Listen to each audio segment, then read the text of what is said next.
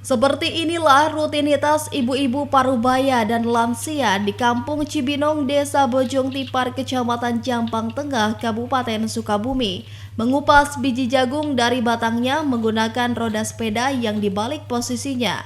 Para wanita lanjut usia ini bekerja sebagai pengupas biji jagung di salah satu tengkulak hasil bumi. Terlihat cekatan tangan kanan seorang ibu mengayun pedal sepeda, sedangkan tangan kiri menggesek buah jagung di putaran roda sepeda. Uniknya, sepeda yang digunakan merupakan milik anak dan cucunya yang tidak terpakai. Ibu cucu salah seorang pengupas jagung mengatakan, mengupas jagung menggunakan tangan bisa memakan waktu hingga 5 menit. Bahkan telapak tangan dan jari tangan kadang luka lecet, membuat aktivitas bekerja menurun lantaran menahan perih dan sakit.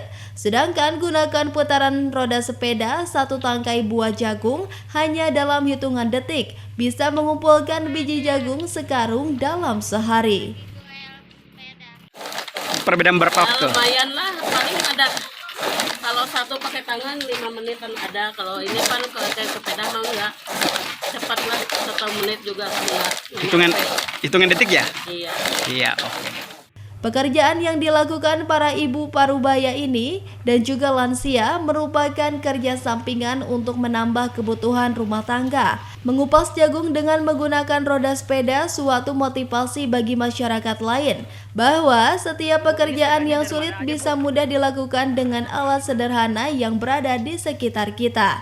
Dari Kecamatan Jampang Tengah, Kabupaten Sukabumi, Iqbal Bakar melaporkan.